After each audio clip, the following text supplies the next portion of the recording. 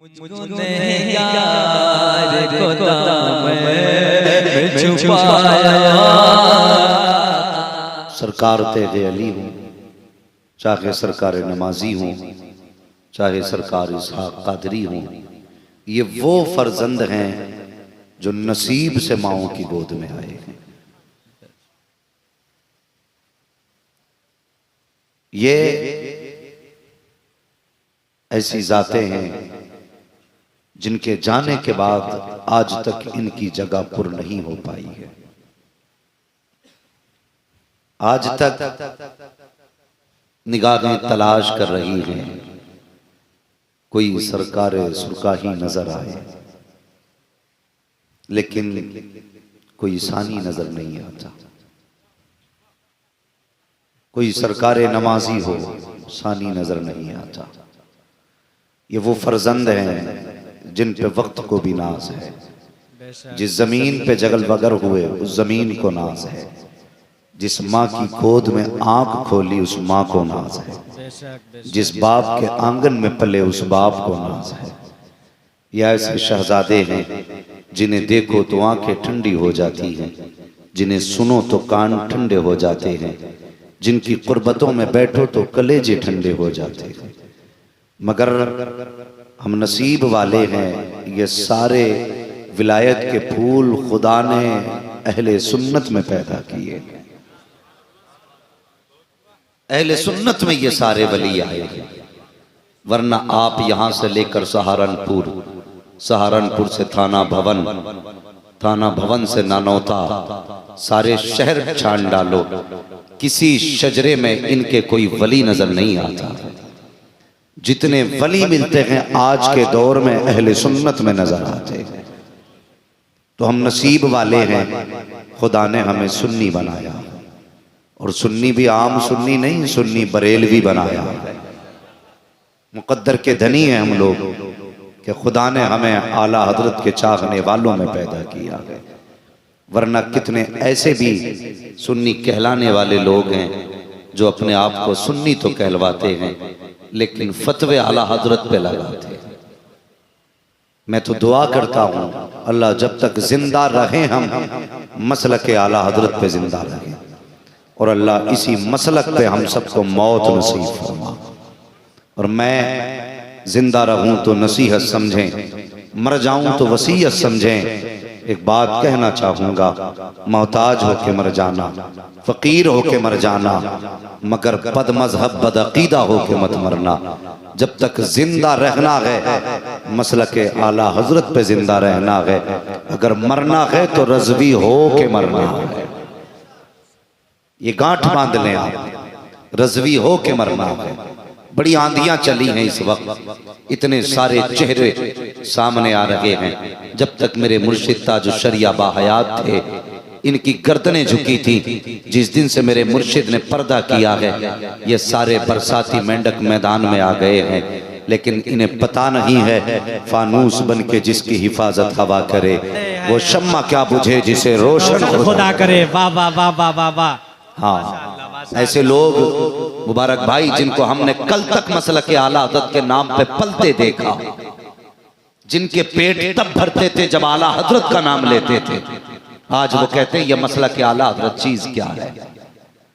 क्या है मसलक आला हजरत, क्या जरूरत है इसकी। मैं कहता हूं कसम खुदा की आज के दौर में अगर सबसे बड़ी जरूरत किसी की है तो वो मसलक आला हजरत की है। मसलक आला हजरत की जरूरत है। किसी के पित्ते पानी होते हैं तो हो जाए, कलेजे फटते हैं तो फट जाएं, परवाह नहीं है। मैं आईना हूं, दिखाऊंगा दाग चेहरे के, जिसे खराब लगे सामने से हट जाए। हाँ, जरूरत है आज मसलक आला हजरत की।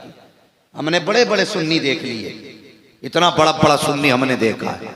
एक साहब कहने लगे जी हम तो अहले बैत के चाहने वाले हैं, अब किसी हजरत की क्या जरूरत है। एक साहब कहने लगे कि साहब जिनके हाथ में सहाबा का दामन उन्हें किसी हजरत की क्या जरूरत है। मैं कहता हूं नादान, तूने पहचाना नहीं आला हजरत को, तू जानता नहीं आला हजरत को। हमने देखे हैं बड़े बड़े अहले बैत के चाहने वाले जिन्होंने अहले बैत से इतना दावा किया प्यार का कि मुस्तफा के सहाबा के बागी बन बैठे। और कितने ऐसे सहाबा के चाहने वाले देखे जिन्होंने सहाबा के एतकाद और मोहब्बत के दावे किए, लेकिन मौला अली के गुस्ताख बन बैठे। मैं कहता हूं आज आला हजरत का दामन थाम लो। जिस दिल पे इमाम अहमद रजा की पहरेदारी होगी, न उस दिल में खारजी दाखिल हो सकता है, न उस दिल में राफजी दाखिल हो सकता है। आला हजरत इसलिए जरूरी है, अगर आपको अहले बैत का इश्क बचा के रखना है तब भी आला हजरत की जरूरत है, और अगर सहाबा का दामन थाम करके जन्नत की तरफ जाना है तब भी आला हजरत की जरूरत है। मैं आज कहता हूं आज ले उनकी पनाह, आज मदद मांग उनसे, कल न मानेंगे कयामत में अगर मान गया। इतनी बड़ी जमात मेरे सामने है और मिंबर शरीफ पर ये नूरानी जमात, उलमाए अहले सुन्नत की मुबारक जमात, ये वो जमात है अगर जमीन पे चलती है ना तो इसके हक में मछलियां दुआएं किया करती हैं। मछलियां दुआएं करें और गांव का ठेकेदार बद दुआएं देता है। देख के कहते हैं ये चंदा खाने वाले जा रहे हैं, ये ज़कात लेने वाले जा रहे हैं। नहीं, ये ज़कात लेने वाले नहीं, ये तुझे जन्नत तक पहुंचाने वाले जा रहे हैं। बेशक बेशक ये तेरे मुकद्दर को चमकाने वाले जा रहे हैं।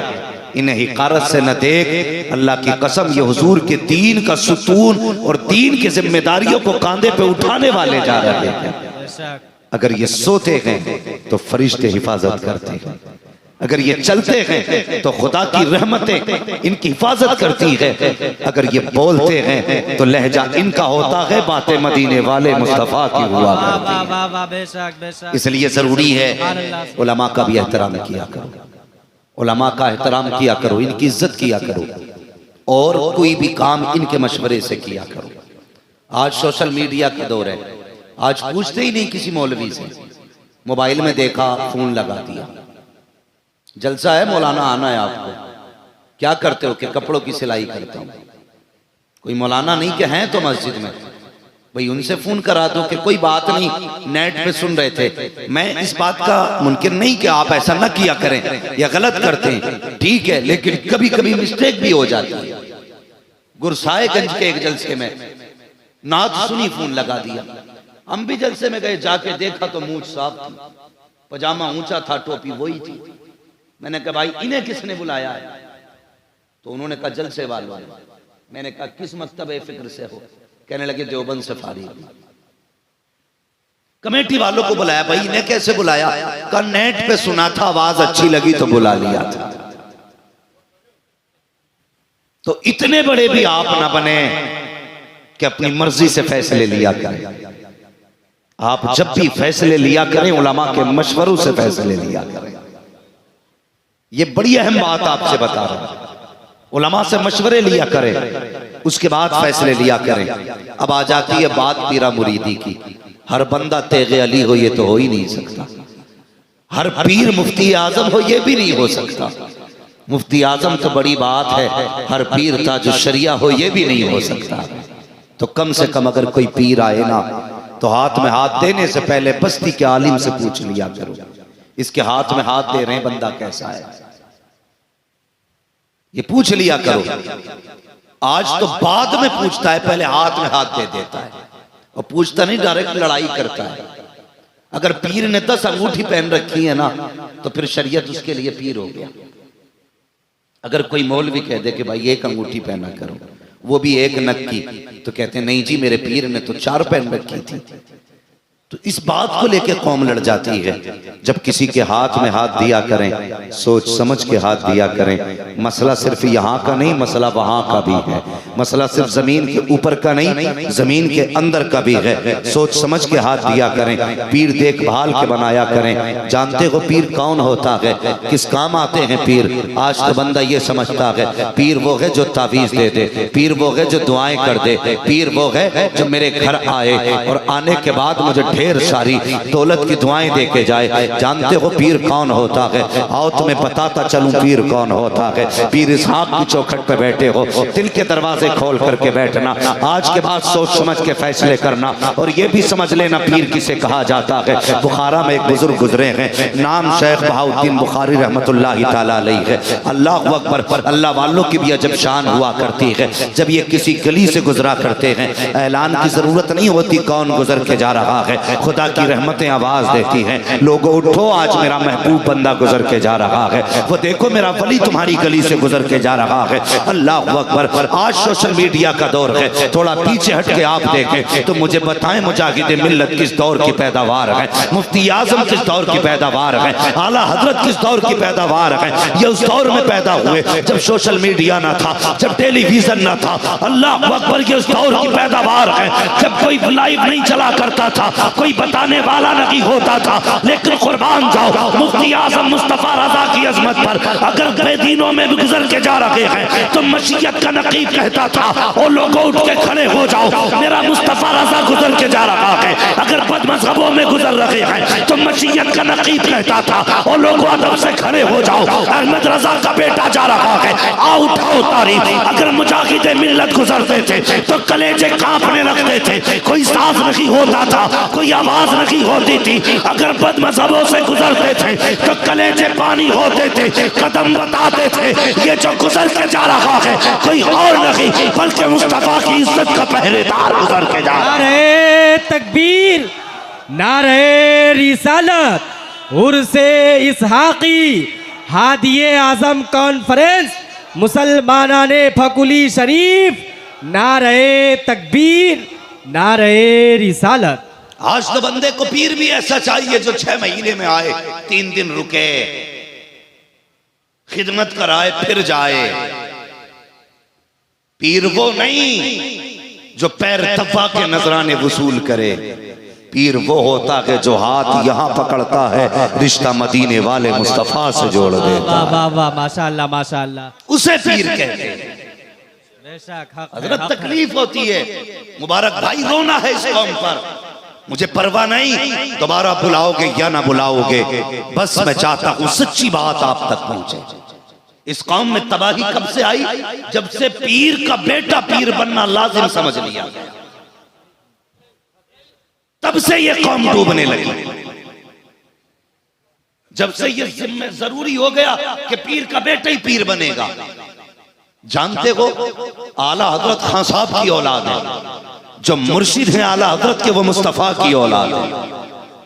और कसम खुदा की अपने बेटे के बारे में नहीं कहा कि मुझसे खुदा पूछेगा क्या लाया है, अपने बेटे को नहीं कहा, एक खान के बेटे को कहते हैं रोजे महशर अगर मुझसे पूछे खुदा बोल आले रसूल तो लाया है क्या, अर्ज कर दूंगा लाया हूँ अहमद रजा। पता चला पीर होने के लिए पीर का बेटा होना जरूरी नहीं, बल्कि पीर होने के लिए मुस्तफा का गुलाम होना जरूरी है। बेशक बेशक, वाह वाह वाह वाह, अल्लाहु अकबर, या रसूल अल्लाह, या रसूल अल्लाह, या रसूल अल्लाह, जिंदाबाद जिंदाबाद जिंदाबाद जिंदाबाद जिंदाबाद जिंदाबाद। तब से कौम तबाह होने लगी जब से पीर का बेटा लाजिम हो गया खिलाफत के लिए। बहुत अच्छे, हाँ, देखभाल के हाथ में हाथ दिया करो। और ये भी कहता हूं पीर होने के लिए सैयद होना जरूरी नहीं। आज बाजार गर्म है, जो कोई कहीं नहीं चलता वो एक रात में सैयद बन जाता है। वाह वाह, बेशक। हाँ, जिनके बाप दादा का पता नहीं क्या थे वो चकबंदी में सैयद निकल के आ रहे। हाँ, जैसे ग्राम समाज की जगह को प्रधान पट्टे में काट देता है, ऐसे सैयद निकल के आ गए। ओ भाई, कम से कम आखिरत का ख्याल करो, दुनिया तो गुजर ही जाएगी, पेट तो पल ही जाएगा, खुदा के वास्ते आखिरत का भी कुछ इंतजाम कर ले, आखिरत का भी इंतजाम कर ले। और टाइटल चले, हाँ, और माजरत के साथ गुजारिश करूंगा अरबाब मिंबर से, हमने वो फजाइल और कमालात जो हसनैन करीमैन के थे हर सैयद के बयान करना शुरू कर दिया। ये गलती हमने की है। हाँ, हम लोगों ने भी कुछ हद से ज्यादा तजावुज किया। तो जिसका जो हक है वो वहीं तक रहना चाहिए। मैं अर्ज कर रहा था, पीर होने के लिए पीर का बेटा होना जरूरी नहीं, पीर होने के लिए मुस्तफा का नाइब होना जरूरी है। बेशक बेशक, मुस्तफा का नाइब होना जरूरी है। पीर कैसा होता है? अल्लाह अकबर, बताऊं आज बंदे को जो जितना मोटा नजराना देते इतना ही चहीता मुरीद है। और गरीब के घर जाने के लिए हजरत के पास वक्त ही नहीं। मैं एक जलसे में था और जलसे में पीर साहब से ना एक बड़ा गरीब आदमी था, कहने लगा हुजूर आप पिछले साल भी आए थे, मैं 1 घंटा खड़ा रहा था, मैंने कहा था मेरे घर कदम रख दें, तो आपने कहा था ठीक है चलेंगे चलेंगे। रात के 2 बजे तक मैंने इंतजार किया, आप नहीं आए थे। हजरत जी इस बार तो चलें मेरे घर, बड़ी मेहरबानी होगी। वो दिल है यार, दिल अमीर का भी उतना ही बड़ा है जितना गरीब का होता है। दिल में तो फर्क नहीं है ना, चाहत तो बराबर हो सकती है। तो जनाब ने डांट दिया मुरीद को, ओ भाई तू कितना भी बड़ा पीर हो जा, मेरे हुजूर से बड़ा पीर नहीं हो सकता है, मेरे हुजूर से बड़ा पीर नहीं हो सकता। कहते झूठ बोलता है, मेरे पास आया ही कब था तू? उसको डांट के भगा दिया। गरीब था, खाने का वक्त आया, कहने लगे फला सेठ का बेटा कहाँ है, फला हाजी साहब का बेटा कहाँ है, बुला बुला के खाने खिला रहे हैं ताकि इनसे नजराने मोटे मोटे मिले, इनसे चंदे मोटे मोटे मिले। ऐसे लोगों को विलायत तो क्या है, विलायत की हवा तक नहीं मिलती है। आकर के पूछा कि मैं मजार के कदमों पे खड़े होकर आखिर कौन सी जिंदगी तुमने गुजारी है जो आज ये कौम सलामी पेश कर रही है। कहीं का रहने वाला भी हो, तेगी होने पे फख्र कर रहा है, किसी जमीन का रहने वाला हो, कादरी होने पे नाज कर रहा है, किसी भी खित्ते का बसने वाला हो, नमाजी होने पे नाज है। बता तो सही, कभी इनसे जाके पूछो तो ये बताएंगे लोगों हमने दौलत से प्यार नहीं किया, अगर किया है तो मुस्तफा की उम्मत से प्यार किया है। वाह वाह, माशाअल्लाह माशाअल्लाह, बहुत खूब, माशाअल्लाह माशाअल्लाह। इन्हें कहते हैं पीर। सरकार मुफ्ती आजम हिंद अलैहि रहमत व रिजवान कौन है? ये आला हजरत के बेटे ताजुश शरिया के नाना सरकार मुफ्ती आजम हिंद। एक बंदा तावीज के लिए आया, कहने लगा हुजूर तावीज लिख दें। आपने कहा ठीक है, उसने कागज भी अपना दिया, तावीज आपने लिखा, तय बना के दे दी। वो तावीज लेके जेब में चला गया, 2 महीने बाद वापस पलटा। आपने फरमाया खैरियत है? उसने कहा हुजूर जब से आपने तावीज दिया है बड़ा सुकून है। मुफ्ती आजम फरमाने लगे तू तो सुकून में है, लेकिन मेरा करार ले गया था, मेरा चैन उसी दिन चला गया जब तू गया। मुरीद तड़प गया, हुजूर गलती हो गई, माफी चाहता हूं, कौन सी खता हुई मुझसे? आपने तकिया उठाया और बचे हुए कागज का टुकड़ा निकाला। फरमाने लगे तावीज लेने आए थे, तुमने कागज दिया था, आधे कागज पे तावीज बना था, आधा बच गया था, जल्दी जल्दी में तुम चले गए, मैं ये कागज का टुकड़ा देना भूल चुका था, भूल गया, मेरे जहन में ना रहा। आज 2 महीने हो गए, मैंने इसे संभाल के रखा है कि जब तू आएगा वापस करूंगा, इसलिए कि ये तेरी अमानत है। पीर वो नहीं होता जो जेबें काट लेता है, पीर वो होता है जो रिश्ता मुस्तफा से छोड़ देता। नारे तकबीर, नारे रिसालत, उर्से इसहाकी, हादिये आजम कॉन्फ्रेंस, मुसलमानाने फकुली शरीफ, नारे तकबीर। और जब ये तकवा की जात में आया, राजस्थान की जमीन पे अम्बेसडर गाड़ी थी, वो उसमें बैठ के सरकार मुफ्ती आजम हिंद जा रहे थे। तो वहां पे वो जानवर चराने वाले लोग जो होते ना, क्या बोलते हैं उनको, मलवाड़ी ना, ये तो बोला जाता है, लेकिन मड़वारी वो लोग होते हैं, उनकी बिरादरी होती है। तो एक एक आदमी के पास 70-70 भैंसे होती है, वो लेके जा रहे थे। सरकार मुफ्ती आजम इनकी गाड़ी गुजरने लगी ना, तो अचानक भैंस का बच्चा गाड़ी के नीचे आ गया, वो बड़ी उजड्ड कौम। जैसी बच्चा आया ना, मुफ्ती आजम हिंद गाड़ी में आके बैठे हुए थे, घेर ली गाड़ी आगे पीछे से, हाथों में लाठियां, ड्राइवर कांपने लगा। मुफ्ती आजम हिंद की आंखें बंद थीं। जब गाड़ी रुकी, भीड़ देखी, शोर सुना, मुफ्ती आजम हिंद ने आंखें खोली, फरमाने लगे ड्राइवर से क्या हुआ? कहते हुजूर एक जानवर का बच्चा, भैंस का बच्चा गाड़ी के नीचे आके मर गया, इन्होंने चारों तरफ से घेर लिया है। आप फरमाते हैं जरा गाड़ी का शीशा नीचे करो। ड्राइवर कहता हुजूर बड़े जाहिल लोग हैं, इन्हें क्या पता है कौन है गाड़ी में, अगर शीशा खोला तो कुछ ना कुछ गलत हो जाएगा। मुफ्ती आजम फरमाते जितना मैंने कहा उतना करो, जैसी आपने इतना कहा है। ड्राइवर ने शीशा नीचे किया। आप फरमाते भाई क्या बात है? कहा कि आपके ड्राइवर ने हमारी भैंस का बच्चा मार डाला। आप फरमाते कितने बच्चे थे? कहा 9 बच्चे थे भैंस के। फरमाते जरा गिनती तो लगाओ कितने हैं। पहले सब देख चुके थे, बच्चा मर चुका था। जब मुफ्ती आजम ने कहा था मुड़ के देखो कितने बच्चे हैं, जब गिने गए तो सिर्फ 8 नहीं बल्कि पूरे 9 चल रहे थे। कहाँ मरा है? इतना सुनना था, सब कदमों में गिर गए। कहने लगे बाबा बता तो सही कहाँ का रहने वाला है, कहाँ से आया है? ड्राइवर ने कहा अहमद रजा का बेटा है ये, आला हजरत का शहजादा है ये, इनको मुफ्ती आजम कहा जाता है। ये कह के आगे गाड़ी चलाई। फिर उन्होंने गाड़ी रोक ली। कहने लगे जनाब आगे बाद में जाना, पहले हुजूर की उम्मत में दाखिल करके चले जाइए। पापा पापा